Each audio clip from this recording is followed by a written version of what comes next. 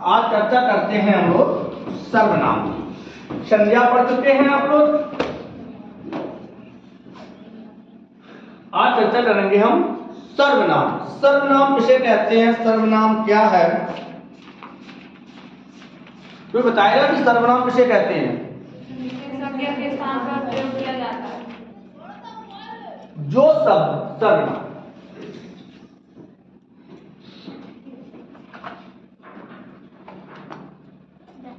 परिभाषा है, जो शब्द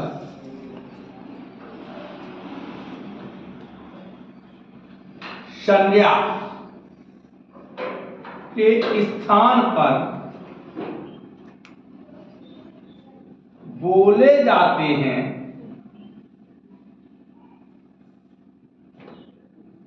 उन्हें सर्वनाम कहते हैं। क्या कहते हैं? सर्वनाम। अब संज्ञा के स्थान पर कोई शब्द कैसे बोला जाएगा, चर्चा इस बात पे होनी चाहिए। जैसे प्रश्न है, राधा पुस्तक पढ़ती है। सबसे पहले राधा के स्थान पे प्रश्नवाचक शब्द बोला जा सकता है, कौन पुस्तक पढ़ती है। तो कौन किसके स्थान पर? अगर हम पूछें कि कौन पुस्तक पढ़ती है, उत्तर क्या आएगा? राधा पढ़ती है। तो राधा के बदले कौन शब्द बोला गया? कौन। सही है। तो जो शब्द संज्ञा के बदले में, जैसे राधा क्या पढ़ती है? पुस्तक। तो यह भी प्रश्नवाचक सर्वनाम है, क्योंकि पुस्तक शब्द संज्ञा है। तो जो शब्द संज्ञा के बदले में बोले जाते हैं उन्हें हम सर्वनाम कहते हैं। वे शब्द जो किसी संज्ञा के स्थान पर, जैसे हम किसी से बात करते हैं, मोबाइल फोन पे बात कर रहे, तो बार बार उसका नाम नहीं लेते हैं। पहली बार नाम लेते हैं, उसके बाद तुम, आप, वे, ये शब्द प्रयोग करते हैं। तो वे सभी शब्द क्या कहलाते हैं? संज्ञा कहलाते हैं। सॉरी, सर्वनाम। जो शब्द संज्ञा के स्थान पर बोले जाते हैं उन्हें हम सर्वनाम कहते हैं। अब ये सर्वनाम कितने प्रकार के होते हैं, कितने भेद होते हैं, तो एक चीज ध्यान रखना, हिंदी में सर्वनामवाची शब्द, हिंदी में जो सर्व संज्ञा के बदले बोले जाने वाले सर्वनामवाची शब्द होते हैं उनकी संख्या होती है 11। कितनी होती है? 11। और संज्ञा के भेद कितने होते हैं? 6। संज्ञा के भेद 6 हैं। और सर्वनामवाची शब्द, सर्वनामवाची शब्द, इनकी संख्या होती है 11। कितनी होती है? 11। तो ऐसे सर्वनामवाची शब्द जो किसी संज्ञा के स्थान पर बोले जाते हैं, वो बोले जाने वाले शब्दों की संख्या जो होती है वो 11 होती है। अब हम लोग चर्चा करते हैं सर्वनाम के भेद। आज सर्दी बहुत है, आत्मा सी टप रही। सही है। आप 2-3 दिन नहीं आई, टेस्ट देने भी नहीं आई थी।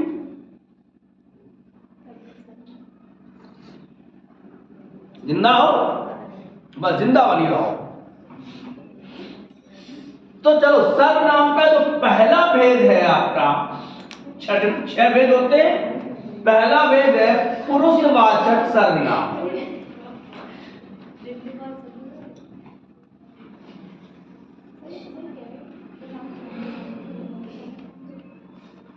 पुरुषवाचक सर्वनाम। दूसरा कौन सा है?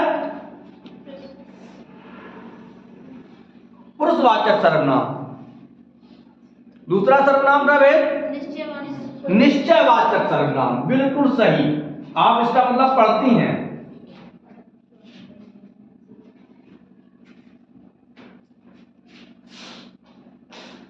तीसरा अनिश्चयवाचक सर्वनाम। बिल्कुल सही,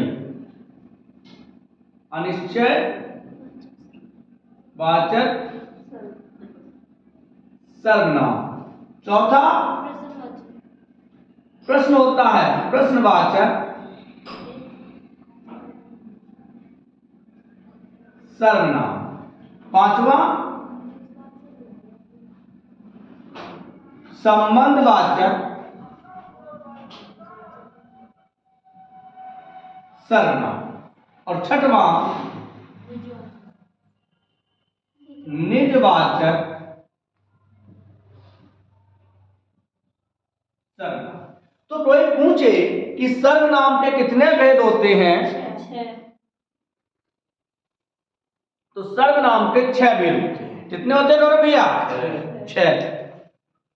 अगर हम कह दें कि तुम बताओ, पहले मैंने कह दिया गौरव भैया, फिर कहा कि तुम बताओ, तो इसमें कौन संज्ञा होगी, कौन सर्वनाम होगा? गौरव संज्ञा होगी और तुम सर्वनाम। तो सर्वनाम के 6 भेद होते हैं: पुरुषवाचक, निश्चयवाचक, अनिश्चयवाचक, प्रश्नवाचक, संबंधवाचक और निजवाचक। तो आज चर्चा करते हैं हम पहले पे पुरुषवाचक सर्वनाम। शेष अगर लिख लिए हो तो इसको मैं अड़ दें। लिख रहे हो? चलो लिख लीजिए, तब तक मैं एक घूंट चाय पी लें।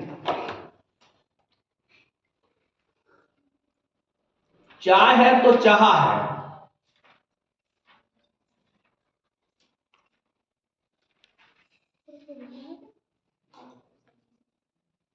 क्या पूछना है?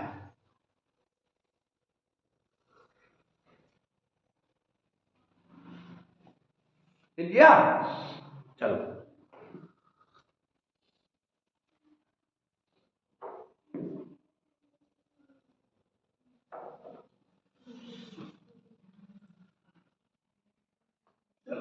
सबसे पहले जो चर्चा करते हैं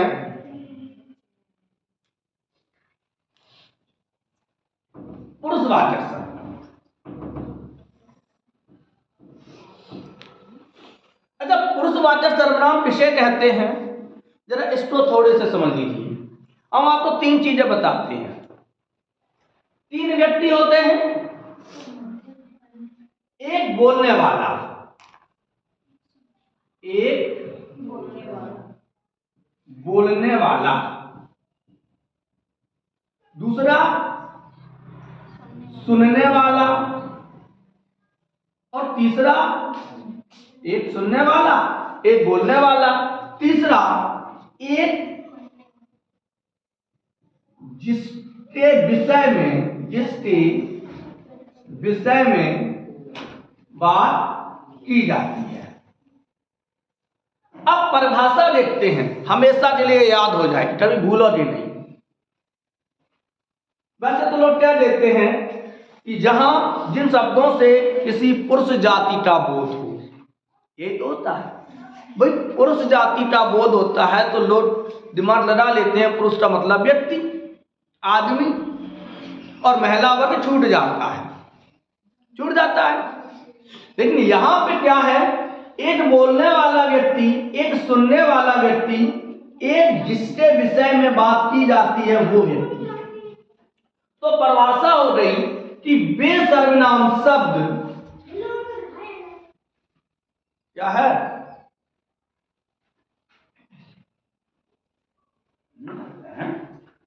वे सर्वनाम शब्द जो एक बोलने वाले, एक सुनने वाले और एक जिसके विषय में बात की जाए उनका बोध कराए।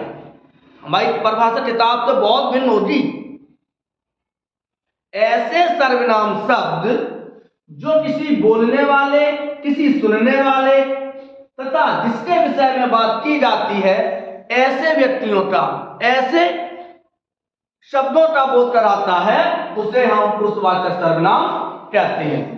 शेष परिभाषा आपकी किताब की हो जाएगी कि ऐसे सर्वनाम शब्द जो किसी पुरुष जात का बोध कराते हैं उन्हें पुरुषवाचक सर्वनाम कहते हैं। अब पुरुषवाचक 3 प्रकार के होते हैं। पुरुषवाचक सर्वनाम कितने भेद हैं? 3 भेद हैं।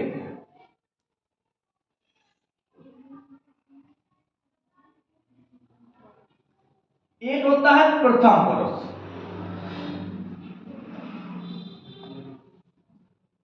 प्रथम पुरुष, इसे हम उत्तम पुरुष भी कहते हैं।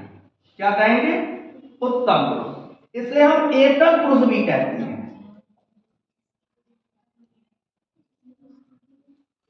तो प्रथम पुरुष के कितने नाम हैं? देखिए, संस्कृत में प्रथम पुरुष अलग होगा।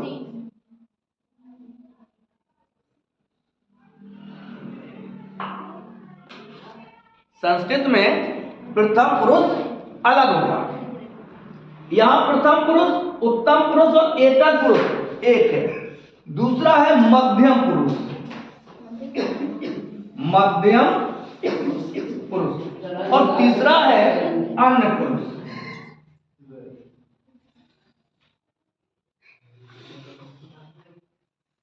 प्रथम पुरुष, मध्यम पुरुष और अन्य पुरुष, उत्तम पुरुष, मध्यम पुरुष और अन्य पुरुष, एकल पुरुष, मध्यम पुरुष और अन्य पुरुष। इसका मतलब जो प्रथम पुरुष होता है ये किसे कहती है? प्रथम जो बोलने वाला होता है, जिसे हम वक्ता कहते हैं, वो कौन सा पुरुष होता है? प्रथम पुरुष होता है। वक्ता हमेशा प्रथम पुरुष। यानी इस समय आप फोन से बात करते हो, तब आप कहते हो मेरी बात सुनो। अरे हमारी बात सुनो, हमने तुमसे कही थी,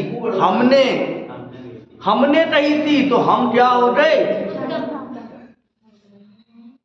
उधर से जब वो कहता कि भैया रुको, तुम मेरी बात सुन लो, तो तुम हो गए मध्यम, और उसने कहा मेरी बात सुन लो, तो वो हो गया उत्तम।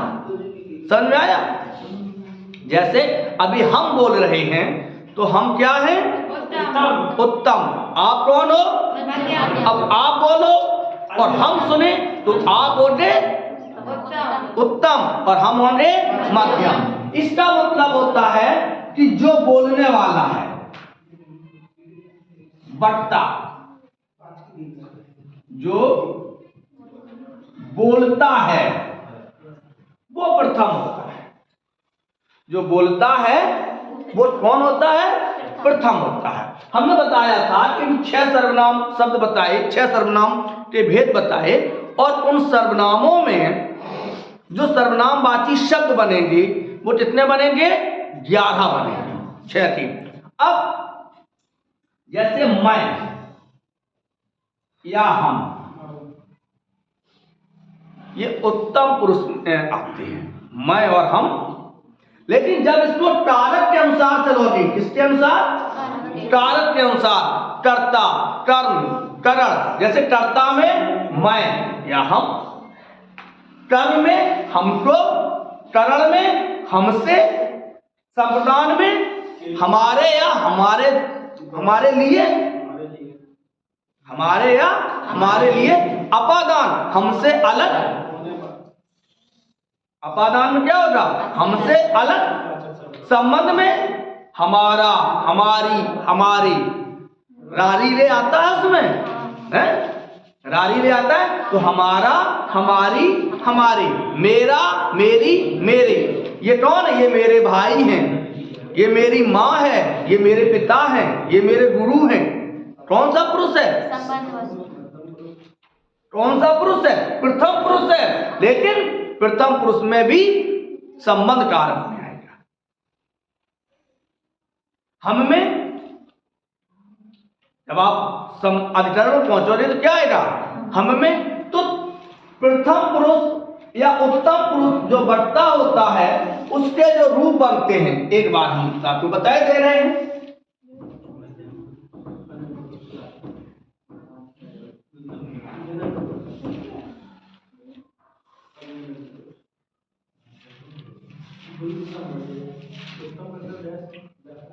उत्तम पुरुष कारक के अनुसार इसके रूप क्या बनेंगे? सबसे पहले कर्ता कारक में क्या बनेगा? हम। कर्म कारक में हमको,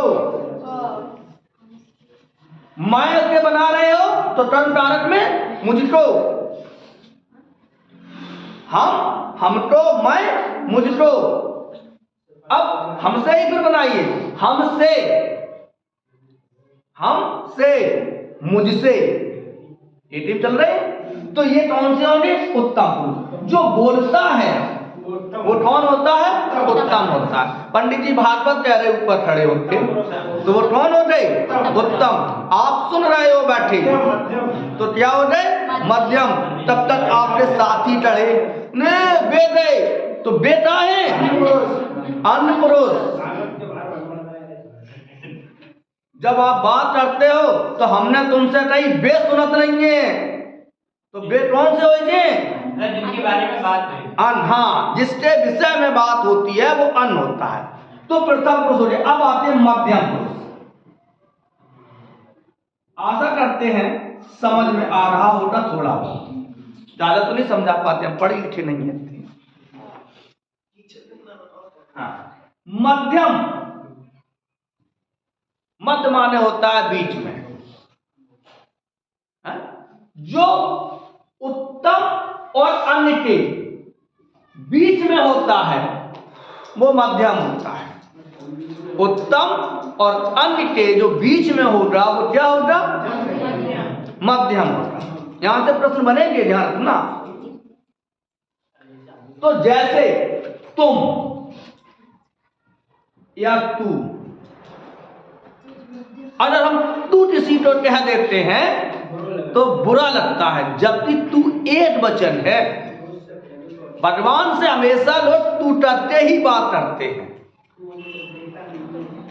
आरती गाते हो काली मैया की, अम्बे तू जगदम्बे काली, वो नहीं कहते कि तुम जगदम्बे काली है, तू टप्पर वाली। तू एक वचन है,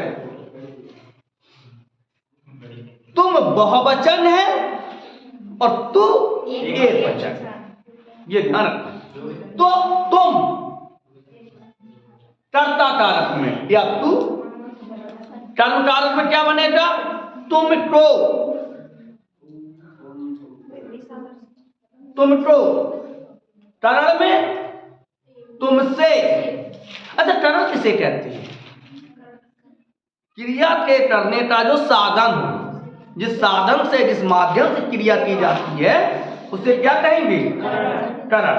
तो तुम, तू या तुम, तुमको, तुमसे, तुम्हारे लिए।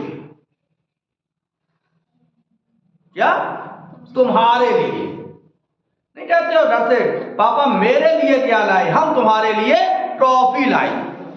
टॉफी होती है, टॉफी होती है, टॉफी होती है। अच्छा चलो, तो तुम्हारे लिए। अब प्रश्न आ जाए कि तुम्हारे लिए में कौन सा कारक है?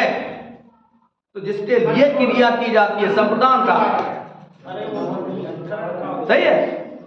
तुमसे अलग होती, तुमसे अलग होती। अब तुम्हारा, तुम्हारी, तुम्हारे।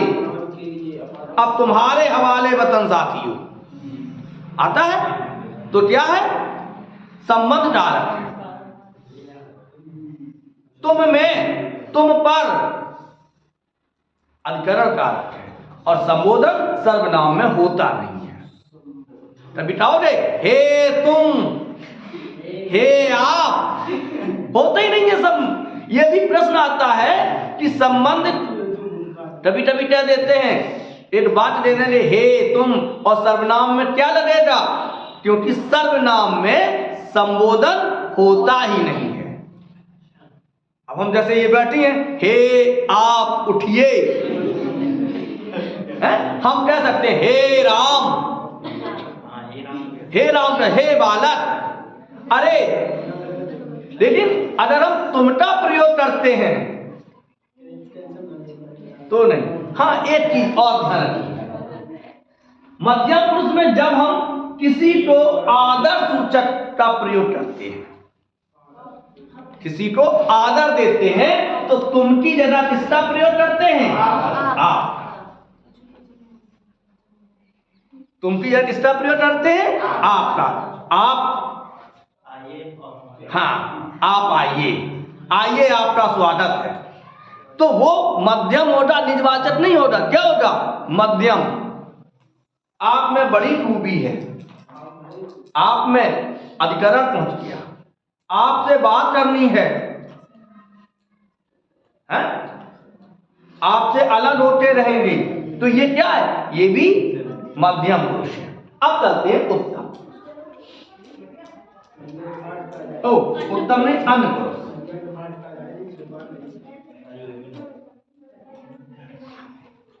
अन्य पुरुष जिसके विषय में पिक्चर आई थी हम तुम और वो।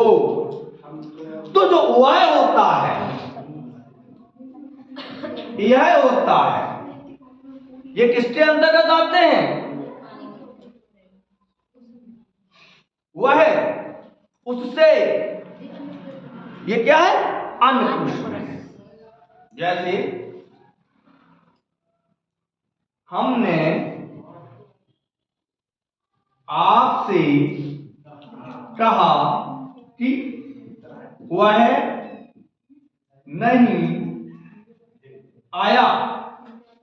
हमने आपसे कहा वह नहीं आया, तो हम हो गया उत्तम, आप हो गया मध्यम और वह हो गया अन्य। अब वो पूछते इस बात में कि हमने आपसे कहा वह नहीं, हमने आपसे कहा, आप में कौन सा कारक है, आप में कौन सा पुरुष है, और वहां पे ऑप्शन होगा निजवाचक। हाँ, वहां ऑप्शन निजवाचक होगा, लेकिन निजवाचक ऐसे वाक्यों में नहीं करता है।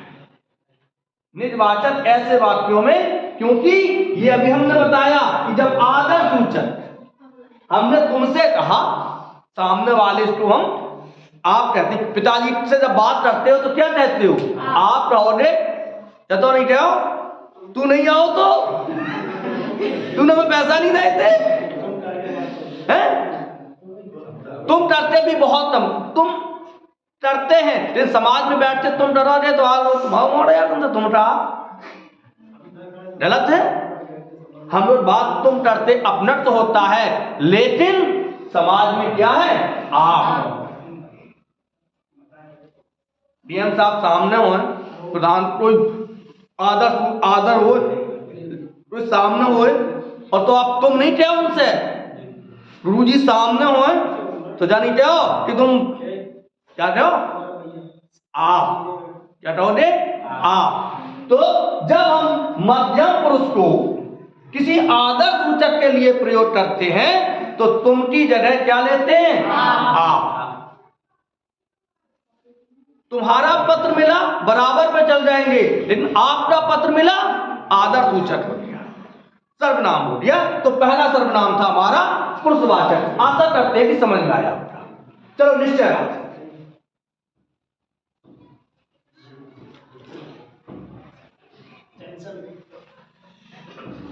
हिंदी में सर्वनामवाची शब्दों की संख्या कितनी है? 11। बिल्कुल सही। सर्वनाम के भेद कितने हैं? 6। अब चलता है निश्चयवाचक सर्वनाम। निश्चय वाचक सर्वनाम, ऐसे सर्वनाम शब्द, परिभाषा लिखें, ऐसे सर्वनाम शब्द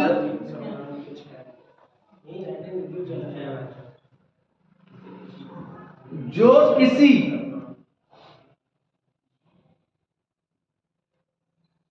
निश्चित वस्तु या प्राणी का बोध कराने के लिए प्रयोग किए जाते हैं।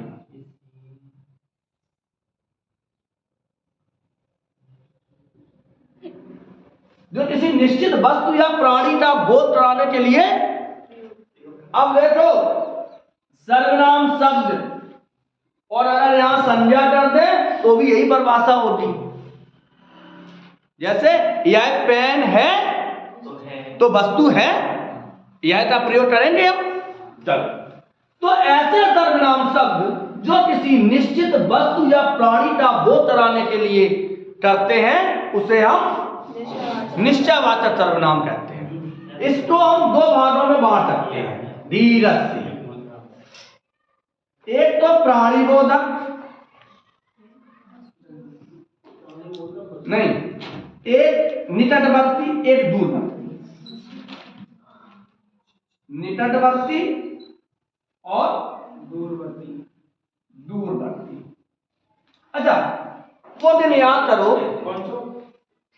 जब हम लोग कक्षा 2, 3, 4 में पढ़ते थे, और गुरुजी पढ़ाते थे, जब आर्टिकल पढ़ाते थे तो बड़े ध्यान से समझाते थे, दिस और दैट का प्रयोग है।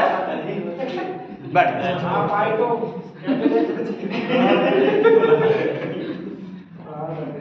आप थोड़ी देर बाद बैठ लीजिए, तब तक आपके लिए हम चाय बनवाते हैं।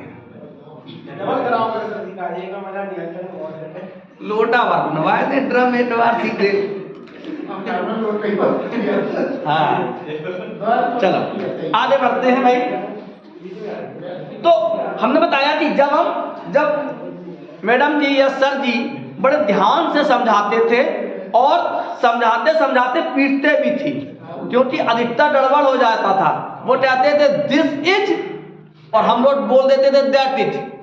जैसे दिस, वो कैसे समझाते, दिस इज, क्योंकि ये पास्ट की वस्तुएं हैं। तो जो सर्वनाम शब्द पास्ट की वस्तुओं के लिए प्रयोग किए जाते हैं उनमें यह है, और यह से बने रूप या ये ऐसे बने रूप, इसके, इसको, इससे, सही है। तो जैसे यह पुस्तक है, पास में है, यह लड़की है, पास में है, वह पेड़ है, दूर है। तो निकट के लिए यह का प्रयोग और दूर के लिए वह का प्रयोग। निकट के लिए यह का प्रयोग और दूर के लिए वह का प्रयोग। तो ऐसे सर्वनाम शब्द जो किसी निश्चित, जैसे यह घर पास में है, वह लड़का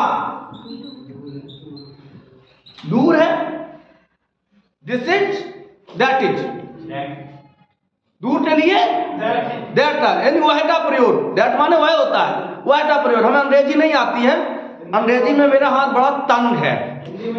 हाँ, हिंदी थोड़ी बहुत हिंदी आ जाती है, हिंदी भी तो नहीं आती है, थोड़ी बहुत आ जाती है। जो आ जाती है वो आपको बता देते हैं।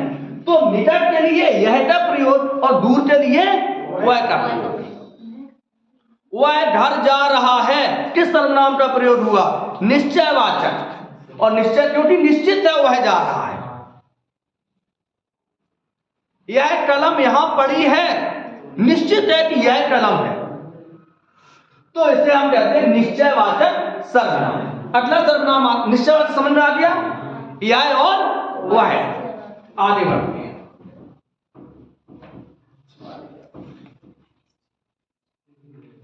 इसी को लिखा रहने दे, आ जोड़ दें। अनिश्चयवाचक सर्वनाम, यही परिभाषा होगी, जो शब्द किसी निश्चित वस्तु या प्राणी का बोध कराने के लिए प्रयोग किए। अब इसकी परिभाषा, ऐसे सर्वनाम शब्द जो किसी निश्चित वस्तु या प्राणी का बोध, अनिश्चित वस्तु या प्राणी का बोध, जहां निश्चय ना हो सके, जहां कन्फर्म ना हो सके, कन्फर्म है, निश्चित है, तो जहां निश्चित ना हो सके उसे हम अनिश्चयवाचक सर्वनाम कहते हैं। कौन सा कहेंगे, जैसे ये भी दो प्रकार की होती है भैया। एक होता है वस्तुबोधक और दूसरा होता है प्राणीबोधक। ये ऐसा टॉपिक है जहां से आपको 101% प्रश्न मिलेंगे, 101%।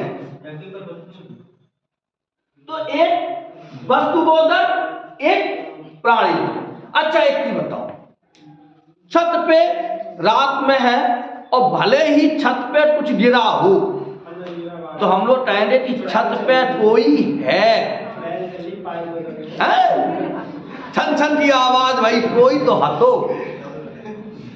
रात में आपके घर के पीछे भाग पे कोई टॉर्च लगाते हैं, चलो जाए, भले गाय आए, भेड़ आए, बटरिया आए, 2-4 झुंड चले जाए, सवेरे पूरे मोहल्ला में कोई हटो, कोई आओ तो। ये तो होता है। अब देखो, चाय बनाई और चाय में मक्खी गिर गई, तो जान क्या अभी चाय में कोई गिर रहा हूं, चाय में कुछ पड़ा है, चाय में कुछ पड़ा है। और नदी में हो जाए तो जाते हो कि कोई डूबो है, कोई गिरो है। तो चलो, वस्तु के लिए कुछ का प्रयोग करते हैं, कुछ, और प्राणी के लिए कोई का प्रयोग करते हैं, कोई। या किसी ने टब तोड़ दिया, निश्चित नहीं है। जैसे अंधेरो हो और कोई थप्पड़ मार जाए पहले तो ही जाते भैया कौन थप्पड़ मारो। अब अपनी कन्नौजी भाषा में और समझ में आइए, अपनी यन की भाषा में, कछु दे दो रुपया। कुछ का शब्द क्या होता है? कछु। अपनी हम क्या मानो जा? कछु। तो वस्तु बोधक के लिए कछु गिर पड़ो, जानी रात कुछ गिर पड़ो, कछु गिर पड़ो, कुछ को कछु, उल्टी बात कर दी। तो वो क्या है? वो वस्तु बोधक है, कुछ का प्रयोग होता है। जिन शब्दों में कुछ का प्रयोग होता है अनिश्चित वाचक। अच्छा एक चीज बताओ, अभी हम आपसे कह दें कोई बुला रहा है, कोई आया है, निश्चित नहीं है। छत पर कोई है, निश्चित नहीं है। तो ऐसे सर्वनाम शब्द जो किसी निश्चित वस्तु का पता न लगा सकें, किसी निश्चित वस्तु या प्राणी का बोध न करा सकें, उसे हम अनिश्चयवाचक कहते हैं, जिसमें दो शब्द आते हैं, कुछ और कोई। किसी ने गिलास तोड़ दिया, किस सर्वनाम का प्रयोग है? बच्चे शिकायत करने आते हैं जब कभी, कहते हैं गुरुजी टाउ ने पेन चुराए लो, नाम नहीं लेते वो, टाउ ने पेन चुरा लिया। किसी ने पेन चुरा लिया तो निश्चित सर्वनाम नहीं है, कैसा है? अनिश्चित है। चाय में कुछ गिर पड़ा और तरैया में कछु गिर जाए, अनिश्चित है। तो कुछ लोग आए हैं, अनिश्चित है। तो कुछ सर्वनाम का प्रयोग होता है वस्तु के लिए। कुछ टूट पड़ा, कुछ टूट गया, कैसा है? अनिश्चित है। और कोई चला आया, कैसा है? अनिश्चित है। तो आज 3 पढ़े, कौन कौन से? पुरुषवाचक, निश्चयवाचक और अनिश्चयवाचक। बताओ तो 3 और बच्चे हैं, कल कर देंगे।